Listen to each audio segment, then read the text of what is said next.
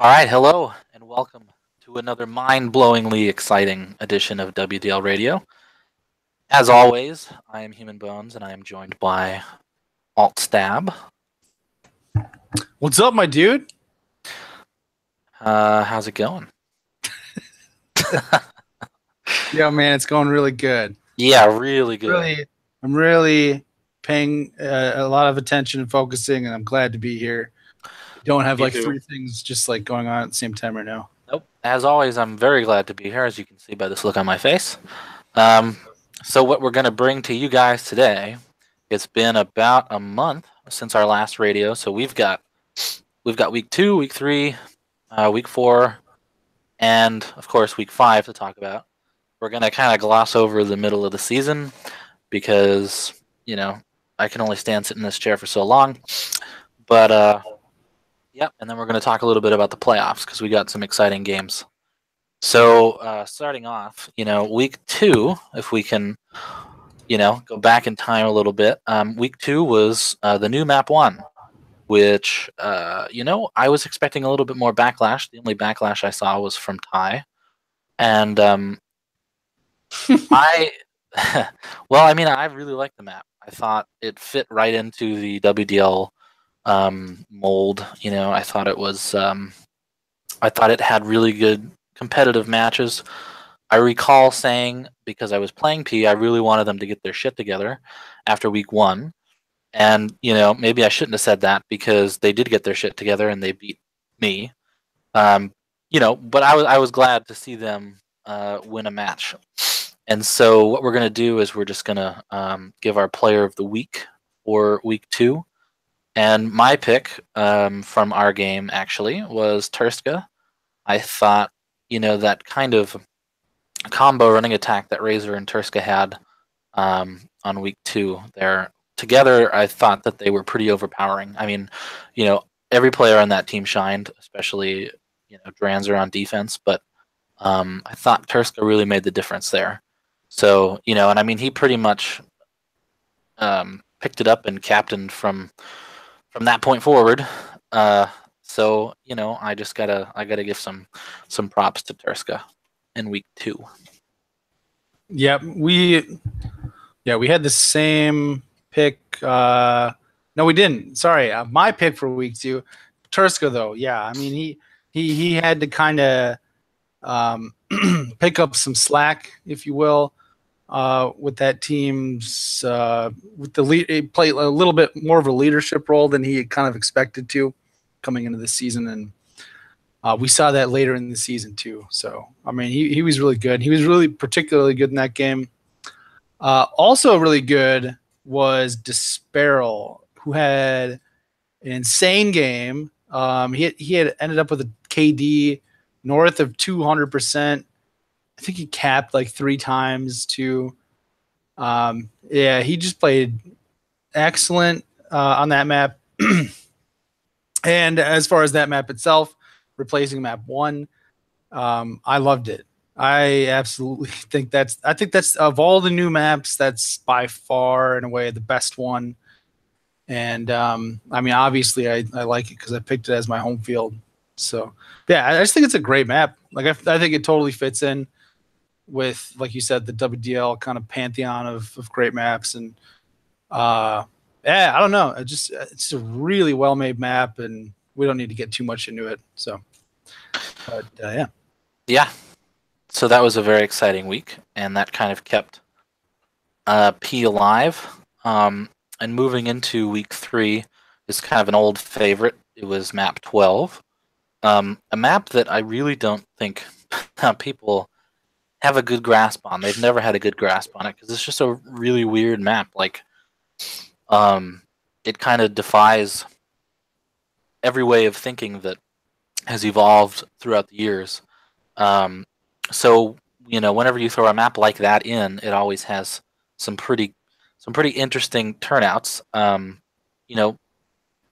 me, for SXP, we finally got our first win, and it actually made an impact on our playoff seeding because we beat BST, and so when it came to the tiebreaker with TPT, because we had beaten BST, we got the 5th seed. So for us, it actually had an impact. Probably the biggest game for for our season. And so maybe I'm a little biased, but my player of the week is going to be Tony because um, Tony was able to get. We got a total of 30 power ups throughout the game. Tony got 23 of them, and I know on BST they split. I think Ross King had like 13, and Infer had 11, or one of the uh, whatever the combination was. But I think Tony was. It's hard to find someone that can not only time getting the power up and you know getting it like he can time it, but you got to get there, you got to kill the people, and especially on map 12, you got to kill the people, then you got to get it, and then you have to use it effectively. So I thought he did a really good job of that, and I know I saw a lot of people say the same thing. So yeah, because Tony's kind of one of those under the radar players. um, so yeah, I got to go with Tony on that one. Yeah, I mean, this is not my favorite map, I'll be honest, but I recognize that it's a good map. It's like it's just different, you know. You can't see anything, you know, Yeah.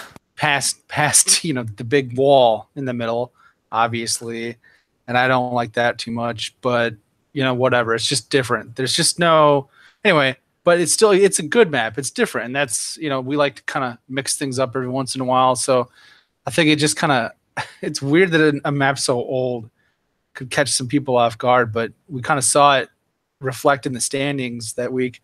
As I'm looking back and trying to remember, um, all the games except for your game were pretty bad.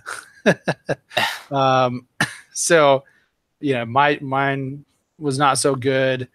So yeah, I'm cool with Tony being the player of the week for week 3. And yeah, it does look like he was able to kind of play that mid and actually play the mid right, whereas some teams just kind of played 2-0 there essentially. Was he your mid? No, he was running. Oh, he was running. Oh, okay. Well, whatever, dude. I don't know what I'm talking about, obviously, because I lost 2-0 there. So Well, it would have been really great to go in depth on map 12, like if we had actually gotten it together, and because I think it's the most interesting map. Yeah, if we had done radio that week. Right. Sorry, guys.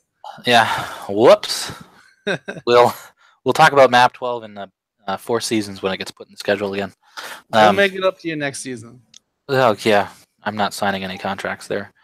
No, we are doing more radio next year. All right, moving on. Week 4. Week 4. Okay. My personal opinion of this map, don't care for it.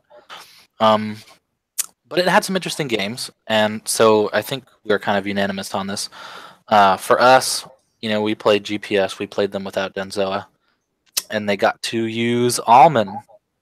Yes. And he obviously he's not a new player, but he's new to the WDL, and so GPS picked him up, and he's been a pretty good, I would say, practice partner for them.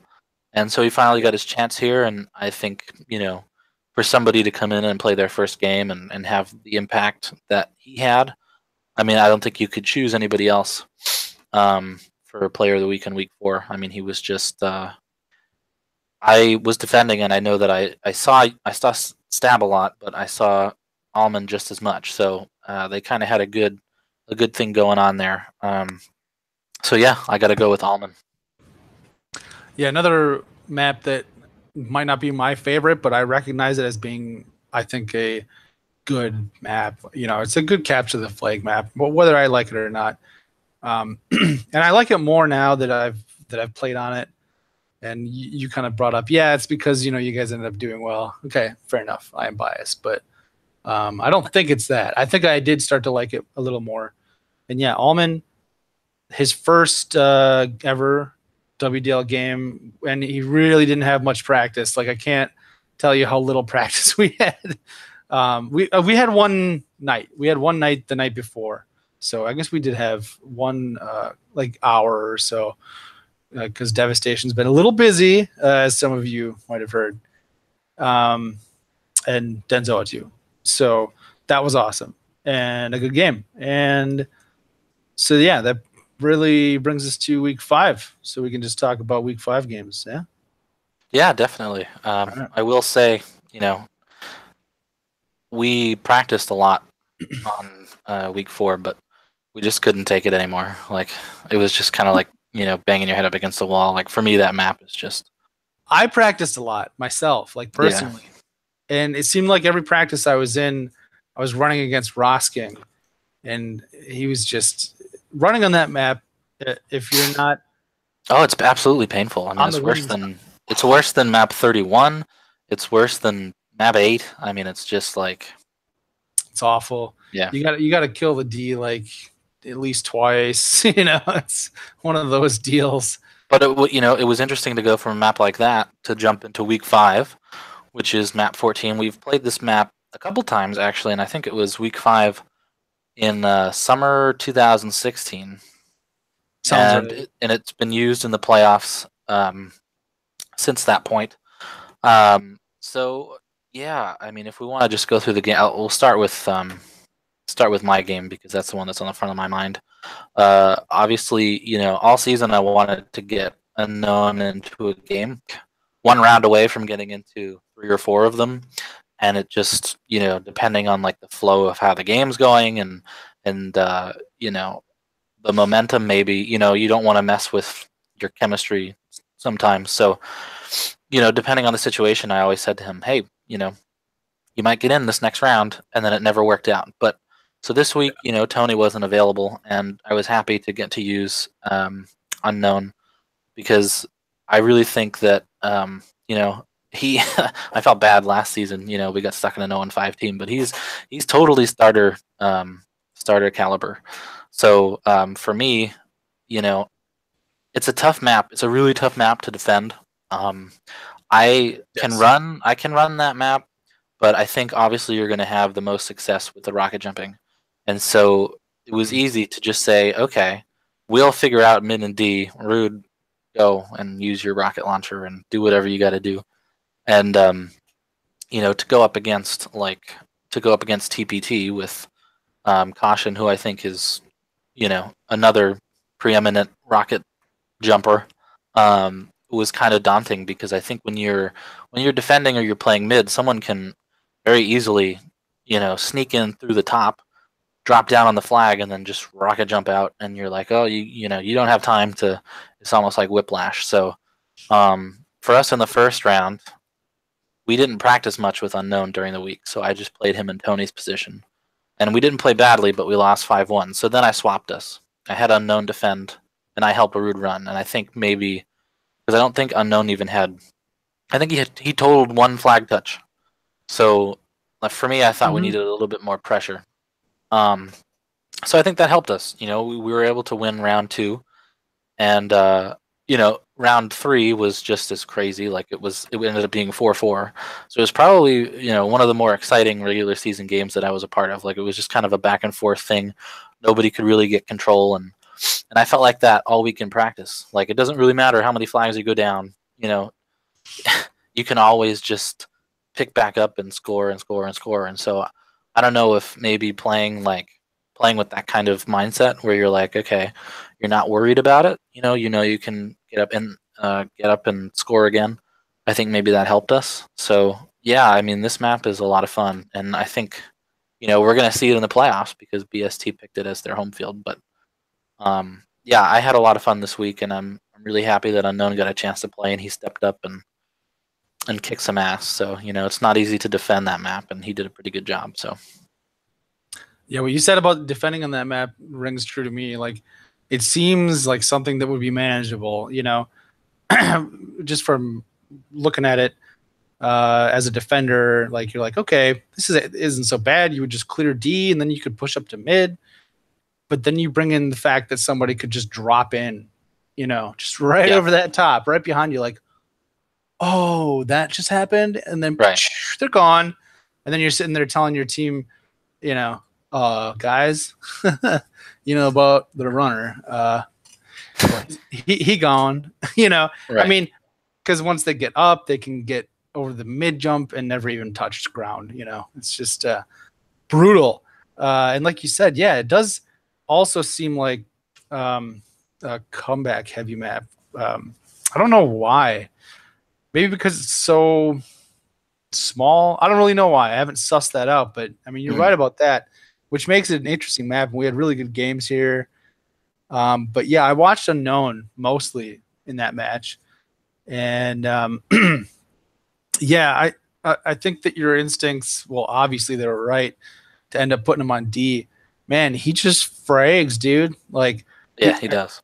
Yeah, he was top fragger of the whole map, 172, and just held his own against like three really solid veteran players.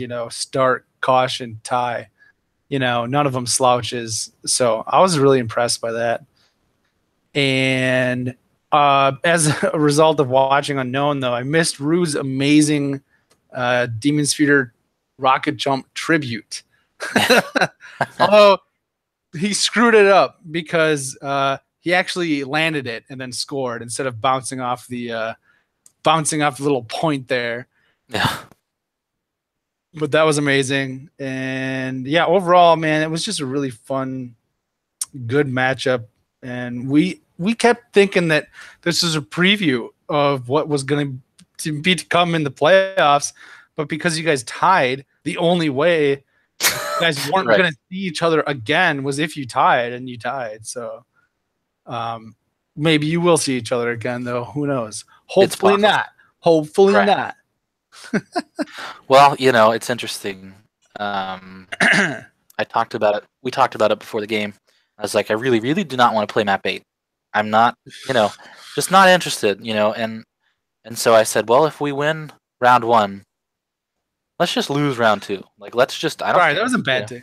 Whatever.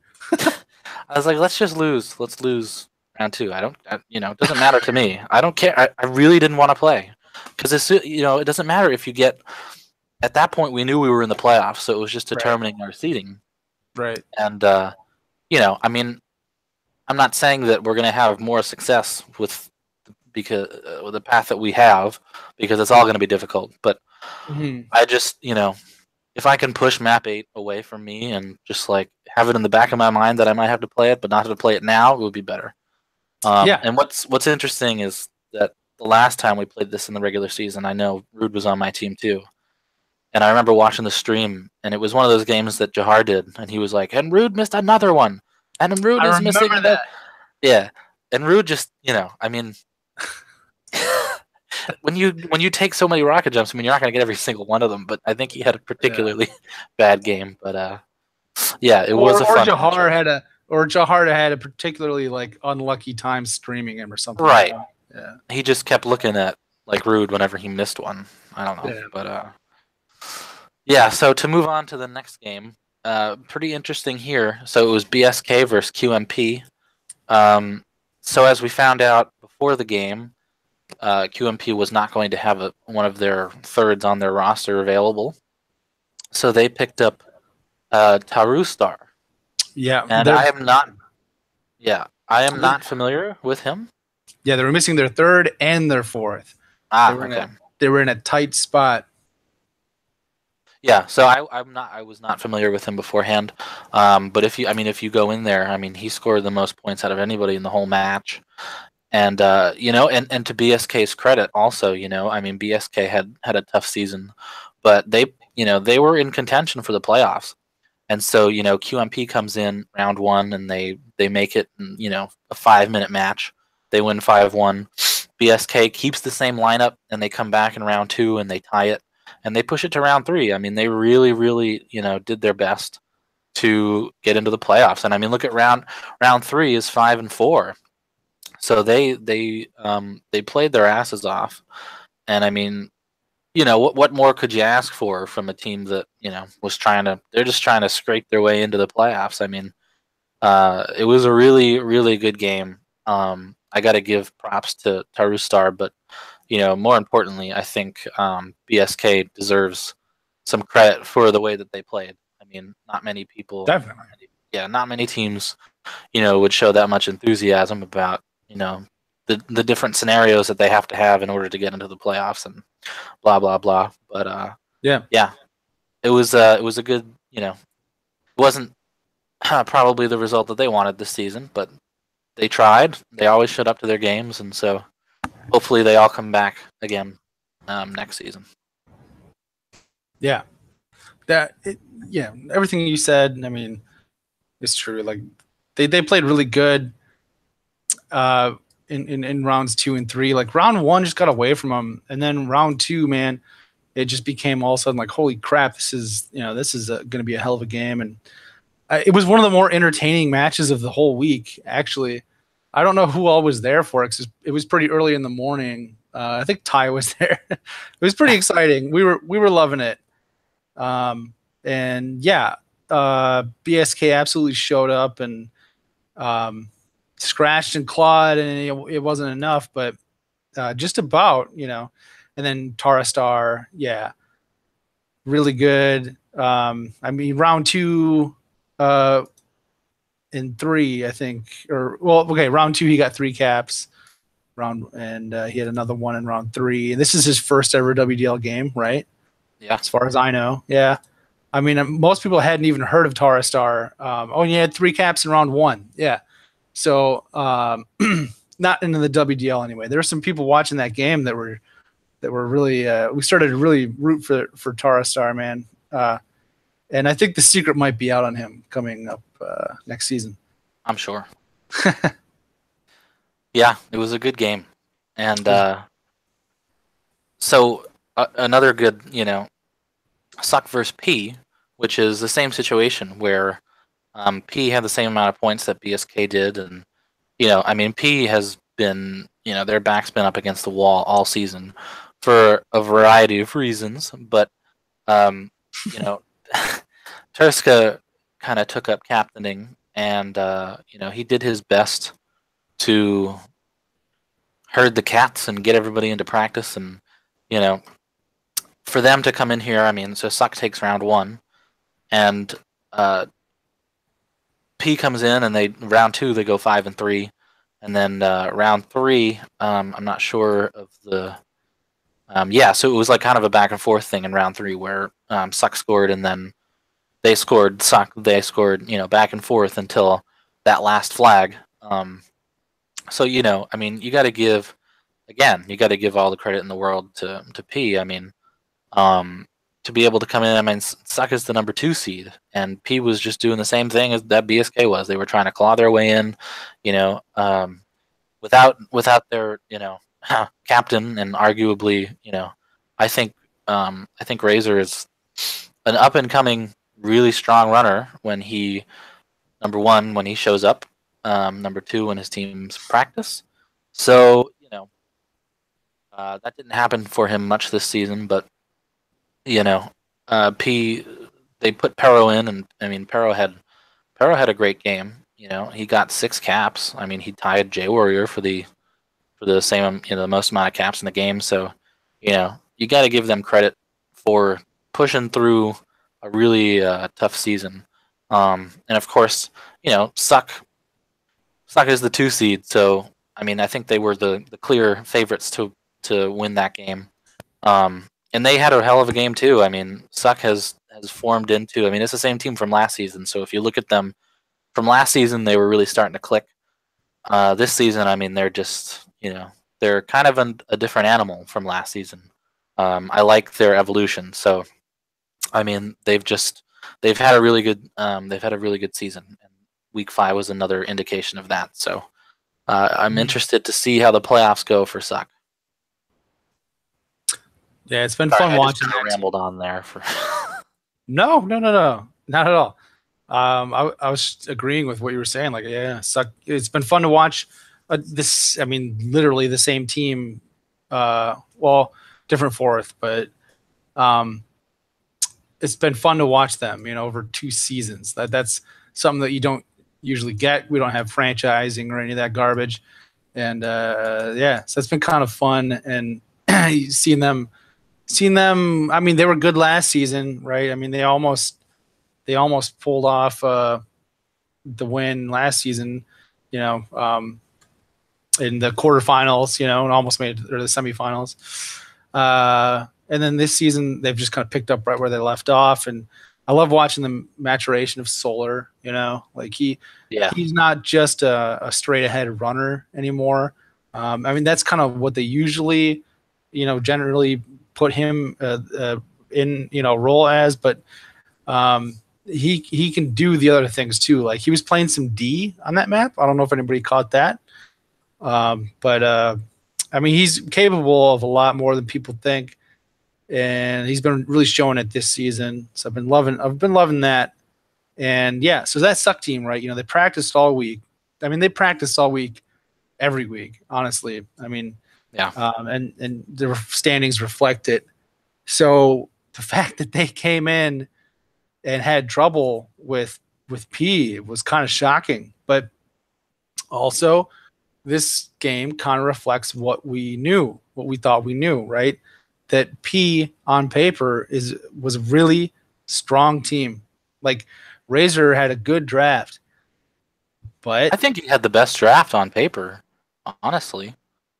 I mean, hell yeah, that could be argued. Dranzer and Turska, Yeah. I mean, like picks, but that are both like right up there, and in a 8 captain draft where everybody has the same amount of money, like to be able to pull that off, that's pretty sweet.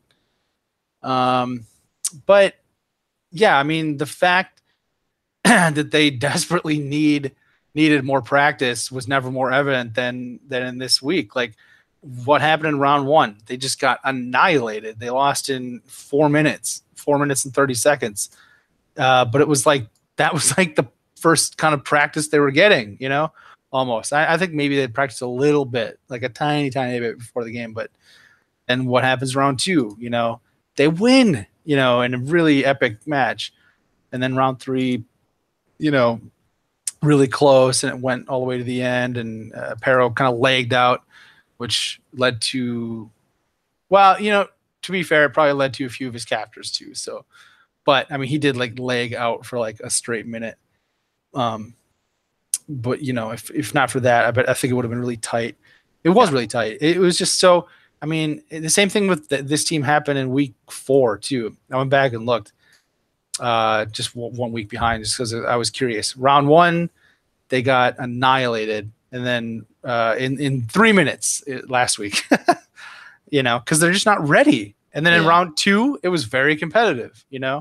I think it was 1-1 with 5 minutes and some odd, seconds to play against BSK, and they easily could have competed and possibly won that game. So it's a shame, with such a talented lineup, but they did put a hell of an effort forward in what was like, you said, scraping for playoffs without their captain sort of effort. So yeah, it was great. And I think, really what we should take from stuff like this is that when the league comes a knocking for people to captain, they have to look. I mean, I hardly have any time to do anything anymore, and I'm captaining. But and it's just you gotta. It's not if you're gonna play in the league. I don't know.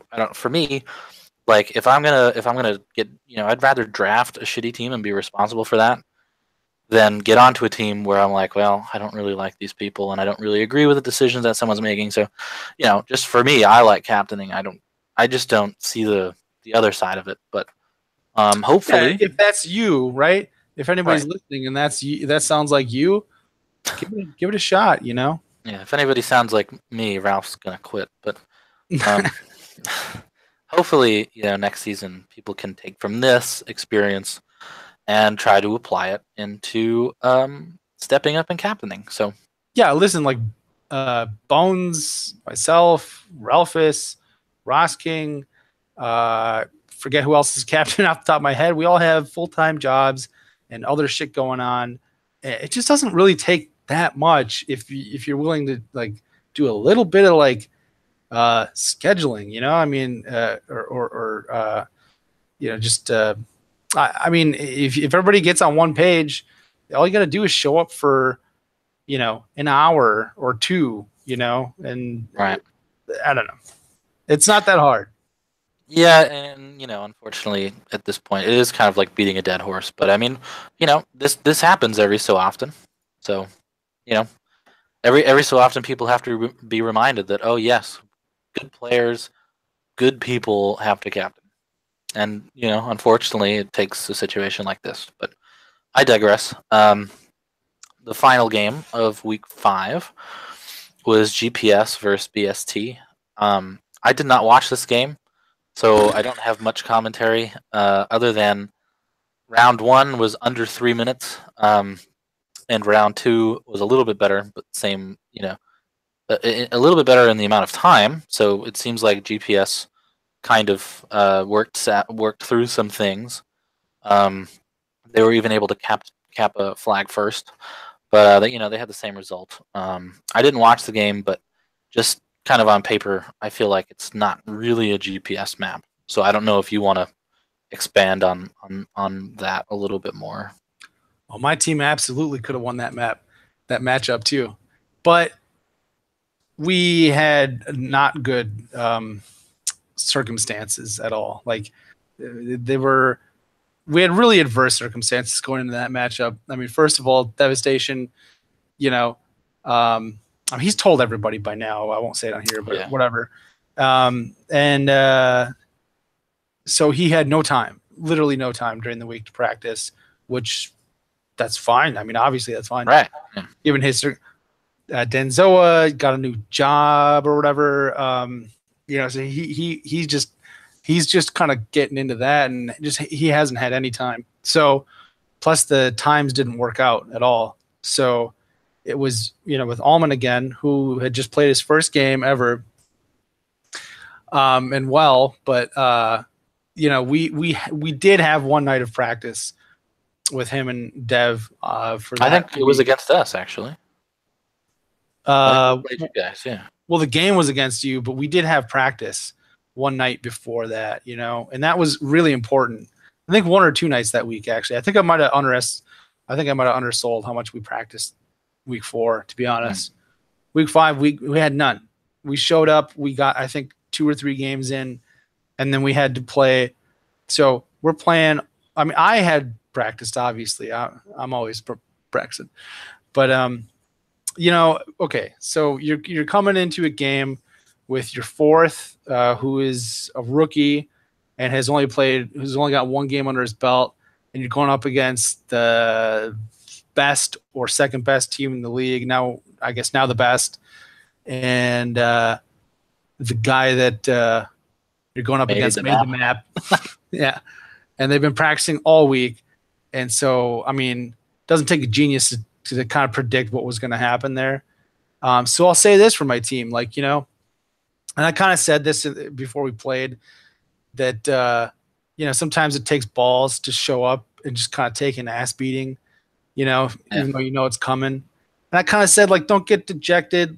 This probably isn't going to go well, some people might be like, oh, you can't say that, Listen, sometimes, you can't always give the miracle on ice speech, sometimes different situations call for different things. And I just was proud of the guys for showing up. We didn't take better than a forfeit, and like you said, in round 2, we did a little bit better than we did in round 1. Yeah. And, whatever. That's all I got to say about that, I guess, not. Yeah. Fair enough. You're right. I mean, sometimes move on to where we're in, and it didn't really affect anything for you guys, so. Yeah, oddly enough, it didn't. It really didn't. I don't know how. Player of the week 5. I think we came to a decision on 2 people. I'll read one. You can talk about the other. I'll just, my initial pick was unknown, just for all the things that I talked about earlier. I thought he really stepped up. He played D against, like he said, no slouches, Ty Caution, and Stark.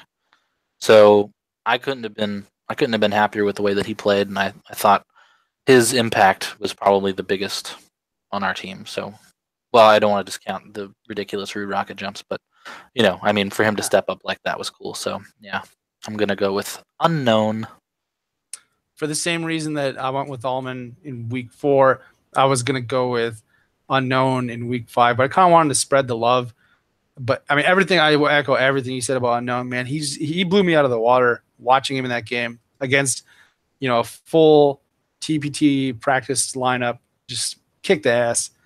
But Taristar, dude, is going to be my pick just because, man, he showed up for his first ever game with like 20 minutes or something notice or half an hour. I think they got 1 or 2 games in of practice, and then it was just like, spotlight, go.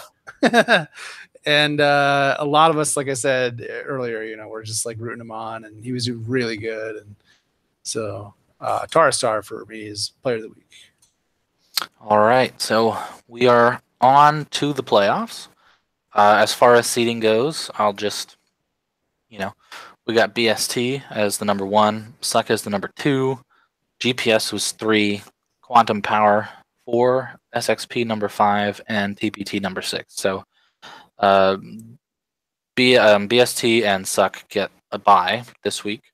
So we've got matchups of the number 3 seed versus the number 6, and the number 4 versus the number 5. So we got GPS, and their home field is map 1, and we got TPT, and their home field is map 8. I think we talked a lot about map 1.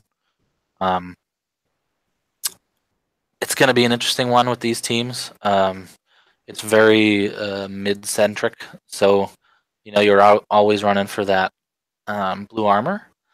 And also, it's conducive to teamwork running. So, I think between both teams, that you guys have all played together enough that you're going to be able to coordinate runs. So it's really just a situation where you're going to have to kind of band together and stop the runner, because I think, at least from what I've experienced on that map, when somebody gets the flag on a team, the rest of them just push up to the middle. So you gotta be coordinated so you don't sort of get caught from behind, getting killed, and the runner comes out. So, but I think that actually favors both teams. And then we've got map 8, which, I don't know what to say about map 8. That hasn't. What is map 8? Okay, map 8 is just absurd. It really, Caution has played it plenty of times. He won championships on it. And he's a really, really great runner there. He can rocket jump from anywhere. And, it's hard. It's hard to defend. It's one of the hardest maps to defend because you don't know really where to stand. You could stand on the top near the SSG and the switch for the plasma, or you can push down on a lower level to the lift. But either way, you might have a rocket jump coming, and you're not going to be able to stop them. If you come from behind and you're running through the lift and you come into the flag room, and Caution jumps out. What can you do about that? So it's hard in that it's punishing. Like, yes, you might not give up 5 flags every round or 4 or 3. It might be like 1 or 2, but those ones that happen so quickly are so punishing. Yeah, definitely. And for me, because I've been playing this stupid map since it got released, and I've been time. I've been running on it. Of course, I don't use free look. I don't rocket jump, whatever. I have found that I'm still able to run without rocket jumping, but it's obviously a lot more difficult. So I think anybody is going to have a tough time against TPT, but I'm just not sure where GPS stands as far as being able to pull off those rocket jumps. So I think you guys are going to have to come up with a different kind of strategy to slow that down, and then maybe even just tie those maps. If you can score on them, great, but I don't know if anyone's figured out the formula for shutting down someone like Caution. So it's going to be a challenge for you guys. But I think with map 1, that's kind of a good counterbalance. So it's a tough prediction to make, but I'm gonna say that TPT is probably gonna take it in 5, but you know, you and Dev is one of those people, and I've said it many times before. He'll go, okay, well, how long does it take to run from this part of the map to this part? I mean, he'll analyze the shit out of everything. So, between your mind and his mind, I'm sure you guys can come up with some way to stop TPT. And actually, the good thing is that you have home field. So, if you take care of business on your own map, maybe you don't worry so much about it. But yeah, we shall see. Somehow we got home field. Yeah. To me, man, that's a pretty big deal because, we have these scheduling issues, creeping up on us all of a sudden. So that's why it was so important for me to find like the perfect map on the home field for us. And who knows, maybe I fucked up. But, my thinking was we had the highest KD ratio. So pick a Fraggy map. And then secondary was pick a map that we already knew and would need very little practice time on. So I think we got the most practice of the season in on map 1. So that's kind of the thinking there. And now that we got home field, hey, we got a shot.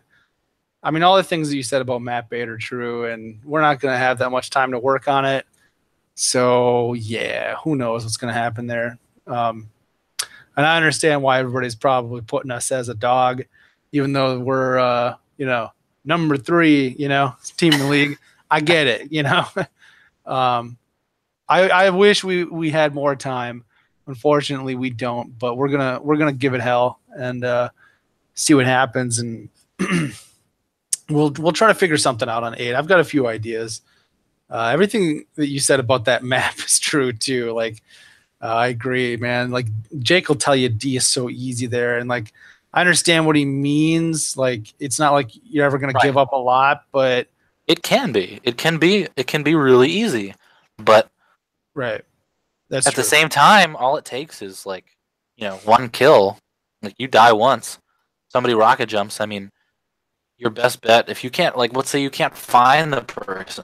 I mean, you have to go out to the middle. I mean, you can't just stay in your base, and then once you're out in the middle, all bets are off.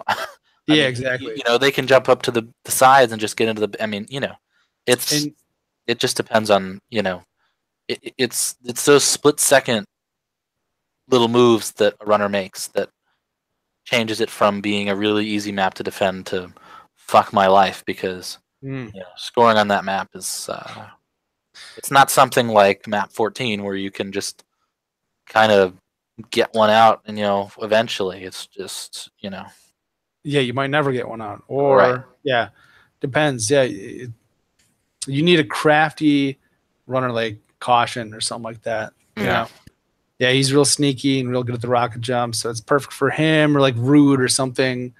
Anyway, well, even Rude was like, I don't want to play map 8. So but yeah, so that should be. I think that's going to be a really good matchup. I mean, I hate giving predictions because. Oh, I did want to before we move on. I noticed when I was looking around at stats, before we did this, that something ridiculous like 3 seasons in a row. Let me just look at it real again.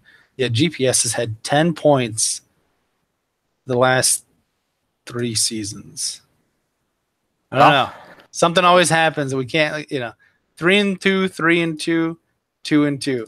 But I thought that was interesting. The last 2 seasons that I made the playoffs, I've been the 5th seed. So yeah. And the last time we were the 5th seed, we went on to play the number 1 seed. Oh, okay. 4 seasons in a row, I've had 10 points. GPS has had 10 points. What the fuck? That's crazy. It's consistency. Yeah, so we've been making it into the playoffs. Hopefully, we can get past the quarterfinals. I think I've had like a 3-season drought there too, so that would suck.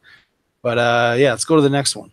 Well, before one of my favorite games of all time was the quarterfinals match that we had against each other on 19-6. I mean, that could have gone in either direction. Yeah, that was to me. That's one of the classics. That's one of the ones that'll always stick out. That was for me. That was an epic matchup. Well, it was so interesting because we traded. I mean, we were playing, I traded you Rude and Daston, and you gave me Dragon and Tony, and we went up against each other, and it was just like it was just really even. I mean, there was no clear cut. Yeah, it was real back and forth. Yeah. Yeah. Good So, shit. so the other matchup this week is the number 4 seed, which is QMP, and their home field is map 25, and the number 5 seed, the Sexual Panthers, their home field is 16. So, interestingly enough, I have played probably 1,000 games on map 25. I mean, just between practice and I think I've played it in the playoffs 4 times now, and I never pick it. Like, it's never a map that I pick.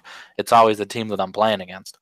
So I have a lot of experience playing map 25, and I've played with Rude on that map also. So for me, I feel really comfortable there. Like, I have a good feeling about it. I think Dragon is really, really strong there. I think he very can. comfortable there. Yeah, same with him. I mean, this will be the second playoff match. This will be the third time that me and Dragon have been in a playoff game involved on this map. Yeah. One time I played him. One time I played with him. So this will be another time I played against him. Like the first time I played against him. Yeah.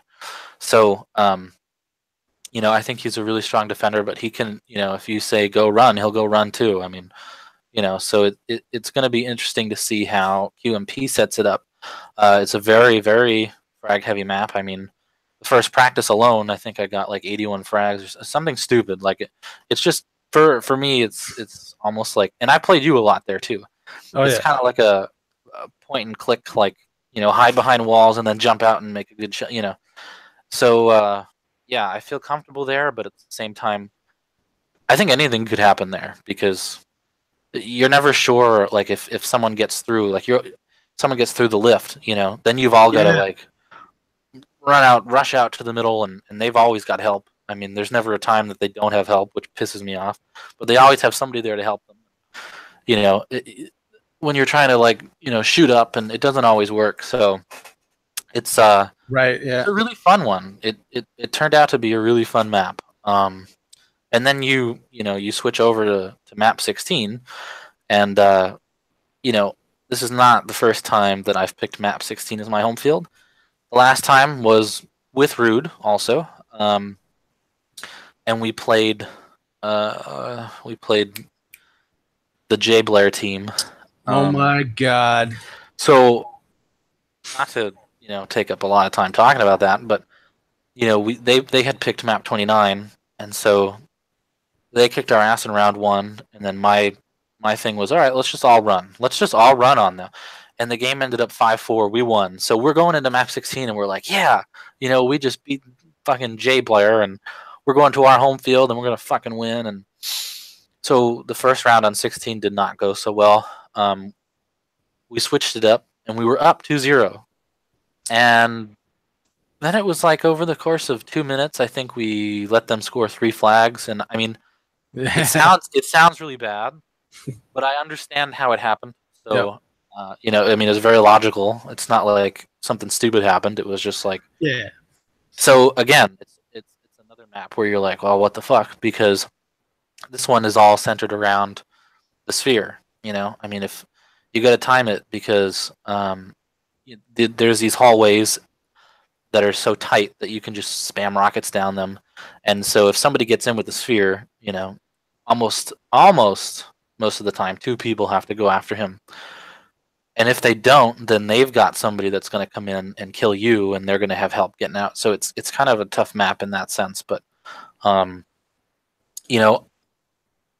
I try to pick maps that I think are going to irritate people, and not just solely for that reason. But I think I really like teamwork based maps, not just frag fests. I mean, all maps are teamwork based, but some, require a little bit more than others. So I think this map plays really fucking well. And I think I understand it pretty well. So for me, it's just, I feel comfortable there too. So this is kind of a weird one where it's a playoff match on maps that I've played a million times before, and I feel really comfortable about it. So I don't know.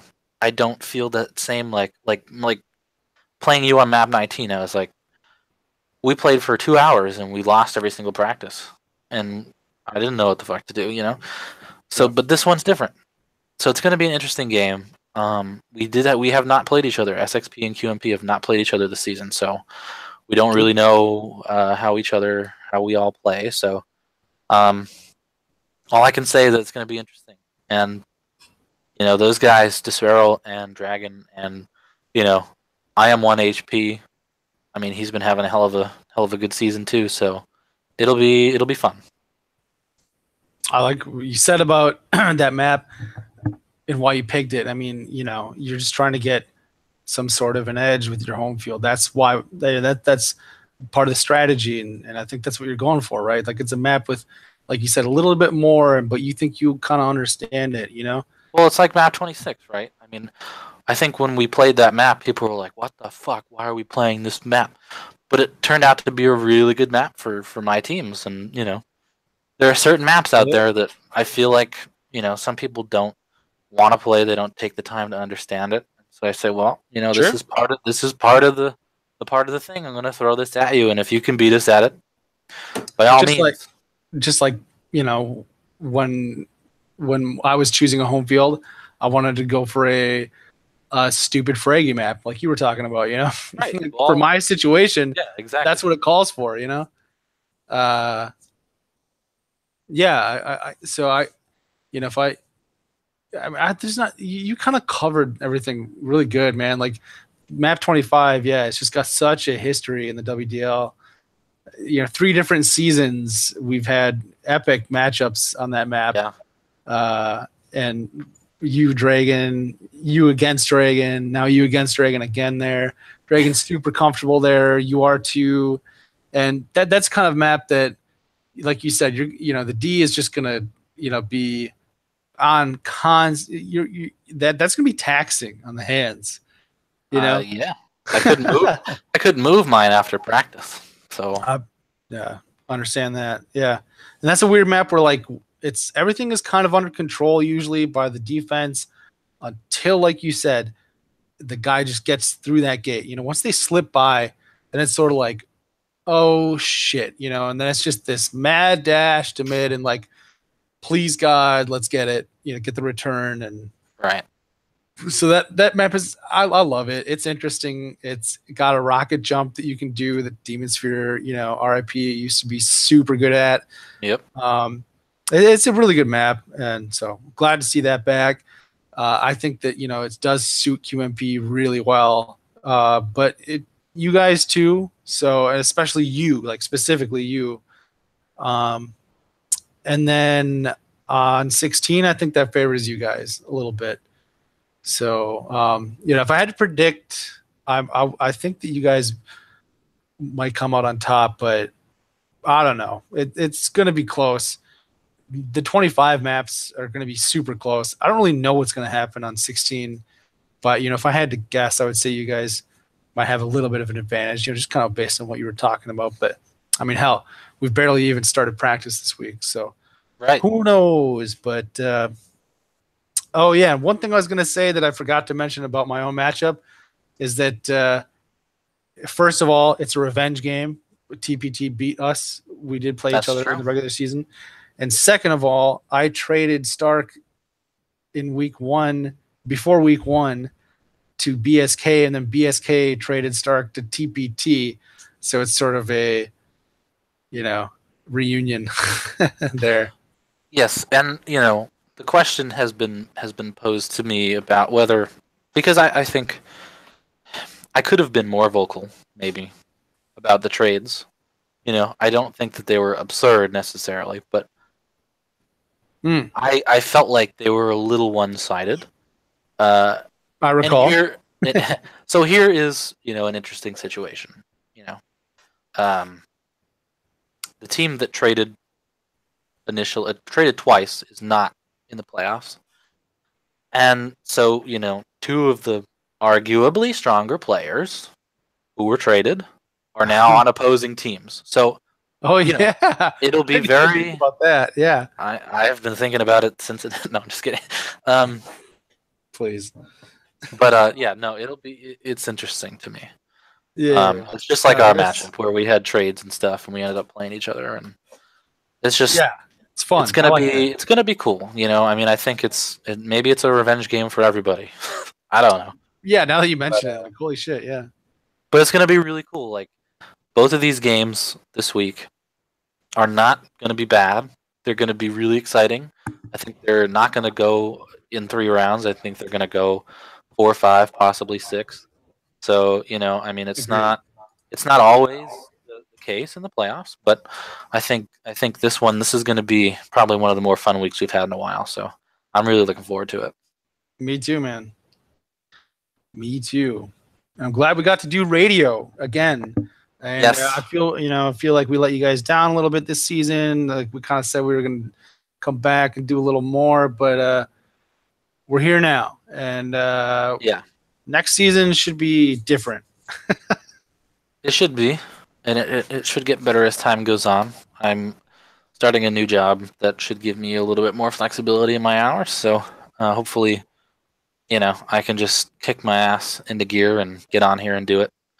Um, yeah, so I think it's 'Cause we want to do it. I know yeah, one of the things a lot of people keep bringing up is radio, more radio. So we want to do it. right. Well, I mean, even Despero was like, "Well, why don't you post your predictions on the forums?" I'm like, I didn't know people were interested in what. I guess maybe at least one person is. So, I'll try. I will try my best to do more. And I mean, the playoffs are different. The playoffs, I feel like you just have to make it work. Yeah. I've been having fun with the predictions, and Yeah. more people have been involved in that this year, and I do like that. It's stupid. Nobody knows what the fuck they're talking about, but I like it. Well, just on a selfish level, now I want to get. I mean, do you like the idea of the All Star game? We've done it twice. We haven't done it in a while. I just decided. It's a little bit of ego stroking, but Sure. yeah, it's fun, man. It's fun. So yeah, I'm all for that. Well, we had that All Star game. I think it was the last time we did it, where at the end of it, we were tied in flags, like 14-14 maybe, or 11-11 or whatever. And so Yes. and it was 28, the old uh, Ross King's map there. Oh, Um, right. Yeah, yeah. that was the fifth map that we ended up playing, and we were all tied up. So we did a coin flip, and it landed on fucking 28 again. So we had to play 20. It was just fun. It was fun. It's fun. I don't know. I forgot about that. It may be even if the game doesn't get played, at least your name gets put into 6 people's posts. I mean, I don't know, but yeah, I mean, I don't have too much else to cover, other than I don't think any of the games are scheduled quite yet, but I'm sure that'll be popping up tomorrow or Yeah, maybe I've got one pretty much locked down, and yeah, we're working on ours. So. we're working on it. All right, well, this has been WDL Radio. I'm Human Bones. As always, Alt Stab. We will see you next week.